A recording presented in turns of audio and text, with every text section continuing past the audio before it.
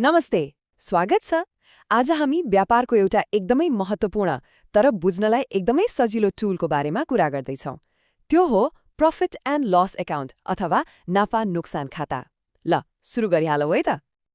अब कुनै पनि बिजनेस सुरु गरेपछि चाहे त्यो सानो पसल होस् वा ठूलो कम्पनी, सबैको मनमा एउटा प्रश्न सधैँ खेल्छ, होइन त? त्यो हो, के मेरो बिजनेस साँच्चै नाफामा छ कि घाटामा गइरहेको छ? हो, ठ्याक्कै यही प्रश्नको जवाफ दिने काम गर्छ प्रॉफिट एन्ड लस एकाउन्टले। छोटकरीमा यसलाई पिएनएल पनि भनिन्छ। यो भनौँ न एउटा रिपोर्ट कार्ड जस्तै हो, जसले एउटा निश्चित समयमा, जस्तै 1 महिना वा 1 वर्षमा व्यवसायले कति कमायो र कति खर्च गर्यो भनेर देखाउँछ। र अन्तमा नाफा भयो कि घाटा, त्यो छर्लङ्ग पार्दिन्छ। अब यसको कन्सेप्ट एकदमै सजिलो छ। खासमा यो दुईवटा कुराको खेल मात्र हो, आम्दानी यानि इन्कम र खर्च यानि एक्सपेन्स। आम्दानी भनेको बिजनेसले जति पनि पैसा कमाउँछ त्यो सबै हो, जस्तै सामान बेचेर आएको पैसा, कतैबाट पाएको कमिसन, होइन? अनि खर्च भनेको बिजनेस चलाउन जेमा पैसा गयो त्यो सबै, जस्तै कर्मचारीलाई तलब दिनु पर्यो, भाडा तिर्नु पर्यो, सामान किन्नु पर्यो, हो त्यही हो। अब पिएनएल खाता बनाउँदा यसलाई दुई भागमा बाँडिन्छ। एकातिर हुन्छ डेबिट, अर्कोतिर क्रेडिट। खासमा अकाउन्टिङको भाषामा यस्तो भनिन्छ, तर सजिलो गरी बुझ्दा एकापट्टि डेबिट साइडमा हामी सबै खर्चहरूलाई लाइनले लेख्छौं अनि अर्कोपट्टि क्रेडिट साइडमा सबै आम्दानीहरू। हेर्नुस् त कति अर्गनाइज देखिन्छ। ल, त्यसो भए एउटा सिधा प्रश्न है त, यदि आम्दानी चाहिँ खर्चभन्दा धेरै भयो भने के हुन्छ होला? अनुमान लगाउनुस् त। सजिलो छ, होइन? नाफा हुन्छ, प्रॉफिट। अनि उल्टो भयो भने, मतलब खर्च चाहिँ आम्दानीभन्दा बढी भयो भने घाटा, लस। पिएनएल अकाउन्टको काम नै यही हो, यी दुईलाई तराजुमा राखेर जोख्ने र अन्तिममा के भयो भनेर देखाउने। ल, थ्योरीको कुरा त धेरै भयो। अब यसलाई एउटा रियल लाइफ एक्जाम्पलमा हेरौँ न त, अनि झन क्लियर हुन्छ। मानिलिउँ एउटा स्टेसनरी पसल छ, त्यसको उदाहरण लिएर पिएनएल बनाएर हेरौँ। ल, मानौ विराटनगरमा एउटा सानो स्टेसनरी पसल छ। अब 1 महिनाको हिसाब किताब हेरौँ है। त्यो पसलले जम्मा 50,000 रुपियाँको सामान बेच्यो, यो भयो उसको आम्दानी। अनि खर्चतर्फ हेर्दा बेच्नको लागि सामान किन्न 30,000 लाग्यो, पसलको भाडा तिर्नु पर्यो 5,000, अनि काम गर्ने कर्मचारीलाई तलब दिनु पर्यो 10,000। ल, यति हो हाम्रो हिसाब। अब नाफा भयो कि घाटा त्यो निकाल्न के गर्ने त? एकदमै सजिलो छ, जम्मा 3 स्टेप। स्टेप 1, जम्मा आम्दानी कति भयो त्यो हेर्ने। हाम्रो केसमा त्यो हो 50,000। स्टेप 2, जम्मा खर्च कति भयो त्यो जोड्ने। मतलब 30,000 + 5,000 + 10,000 गर्दा भयो जम्मा 45,000। अनि लास्ट स्टेप 3, आम्दानीबाट खर्च घटाइदिने। अनि नतिजा के आयो त? 50,000बाट 45,000 घटाउँदा 5,000 रुपैयाँ। यो भयो नेट प्रॉफिट, मतलब खुद नाफा। यसको अर्थ के हो भने यो पसलले राम्रो गरिरहेको छ, बिजनेस हेल्दी छ र अगाडि बढिरहेको छ। हो, त्यसैले त भनिन्छ नि, एउटा सानो साधारण हिसाबले पनि बिजनेसको स्वास्थ्य कस्तो छ भनेर बताइदिन सक्छ। नाफा हुनुको मतलब नै हो बिजनेस बढ्दैछ, ग्रो गरिराखेको छ। हेर्नुस् त यो पिएनएल रिपोर्टको पावर।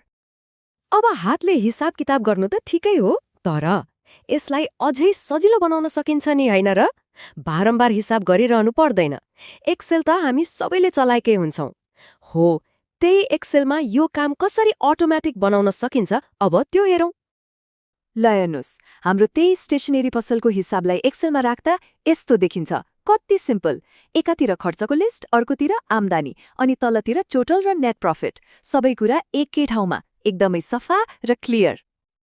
अनि यसको सबैभन्दा राम्रो कुरा के हो थाहा छ? Formula.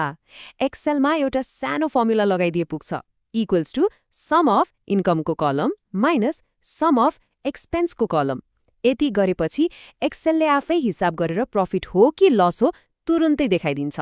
No more manual calculation.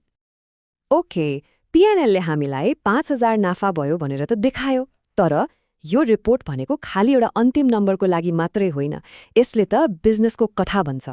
अब यही नम्बर्सलाई चार्टमा, मतलब भिजुअल बनाएर हेर्दा अझ कति गहिरो कुराहरू थाहा हुन्छ त्यो हेरौँ न त। यो बार चार्ट हेर्नुस् त, एकै नजरमा के देखिन्छ? आम्दानीको बार जुन 50,000 को छ त्यो खर्चको बाढ जुन 45,000को छ भन्दा अग्लो छ। के हिसाब गर्नु परेन, केही सोच्नु परेन, चार्ट हेर्ने बित्तिकै थाहा भइहाल्यो नि बिजनेस नाफामा छ भनेर। भिजुअलाइजेसनको पावर नै यही हो। अब खर्चलाई अझै राम्ररी बुझौं। यो डोनट चार्ट हेर्नुस्, यसले हाम्रो जम्मा 45,000 खर्च कहाँ कहाँ गयो भनेर टुक्राएर देखाउँछ। सबैभन्दा ठूलो भाग सामान किन्दा गएको रहेछ 30,000, त्यसपछि तलबमा 10,000 र भाडामा 5,000। अब यो देखेपछि बिजनेसको मालिकले के सोच्न सक्छ? ओहो, मेरो सबैभन्दा धेरै खर्च त सामान किन्नमा पो जाँदो रहेछ। के म यो खर्च घटाउन सक्छु? अलि सस्तोमा सामान दिने सप्लायर खोज्ने हो कि? हो, यस्तै प्रश्नहरूबाट नै बिजनेसलाई अझ राम्रो बनाउने आइडिया आउँछ। त्यसो भए यो चार्ट हेरेर प्रस्तै देखिन्छ नि होइन, कुन खर्चले सबभन्दा धेरै पैसा खाइरहेको छ। पक्कै पनि सामान खरिदले हो। यसरी चार्ट बनाएर हेर्दा नै हो बिजनेसको भित्री कुराहरू थाहा हुने र त्यसलाई कसरी सुधार गर्ने भनेर सोच्न सजिलो हुने। ल, अब हामी लगभग अन्त्यतिर आइपुग्यौं। एउटा कुरा के बुझ्नुपर्छ भने पीएनएल अकाउन्ट आफैमा पूरा कथा होइन। यो त एउटा ठूलो फाइनान्शियल पिक्चरको एउटा महत्त्वपूर्ण टुक्रा मात्र हो। र पीएनएलबाट जुन नाफा वा घाटा निस्क्यो नि, त्यसको एउटा डेस्टिनेसन हुन्छ, त्यो कतै जान्छ। हो, यो कथाको अर्को क्यापिटोलो पनि छ। पीएनएलबाट आएको त्यो नाफा वा घाटा त्यत्तिकै हराएर जाँदैन, त्यो कतै गएर बस्छ र त्यसले बिजनेसको समग्र स्वास्थ्यमा सिधा असर पार्छ। त्यो डेस्टिनेसन के हो त? त्यो हो ब्यालेन्स शीट, नेपालीमा वासलात। र की टेकअवे यही हो, पीएनएलको नेट प्रॉफिट सधैँ ब्यालेन्स शीटमा भएको क्यापिटल मतलब मालिकको पुँजीमा गएर जोडिन्छ। नाफा भयो भने क्यापिटल बढ्छ। यसलाई अझ सरल भाषामा भन्दा नाफा हुनु भनेको बिजनेसको मालिकको हिस्सा बढ्नु हो, मतलब बिजनेसको भ्याल्यु बढ्नु हो। र यदि घाटा भयो भने ठिक उल्टो, मालिकको पुँजी घट्छ, बिजनेसको भ्याल्यु घट्छ। कति सिधा सम्बन्ध छ होइन? ल, हाम्रो स्टेशनरी पसलले नाफा कमायो, त्यो त थाहा भयो। तर एउटा अन्तिम प्रश्न, नाफा कमाउनु मात्रै सबै थोक हो त? के त्यो बिजनेस साँच्चै बलियो छ? त्यसको आफ्नो सम्पत्ति कति छ? उसले कसलाई पैसा तिर्न बाँकी छ? ओहो, नाफा कमाउनु त राम्रो हो, तर बिजनेसको पूरा फाइनान्शियल हेल्थ कस्तो छ त्यो बुझ्नको लागि पीएनएलले मात्र पुग्दैन। त्यसको लागि हामीले अर्को एउटा डकुमेन्ट हेर्नुपर्छ।